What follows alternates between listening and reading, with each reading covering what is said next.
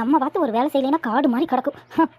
மருமகன் ஒருத்தி இருந்தாலும் சும்மா செல்ல நோண்டிக்கிட்டே உள்ள படுத்துக்கிட்டே இருப்பா. எப்போ பார்த்தாலும் மாமியார்களே வேலை செய்யட்டும்னு எதிர்பார்த்துக்கிட்டே இருப்பாளுங்க. ஏமா எவ்வளோ நேரம் கூப்பிடுறது? இங்கே என்ன பண்ணிட்டு இருக்கிற? எல்லாம் காடு மாதிரி புதர் மாதிரி செடி வளர்ந்து கிடந்திருக்குது, எல்லாம் சுத்தம் பண்ணிட்டு இருக்கிறேன்.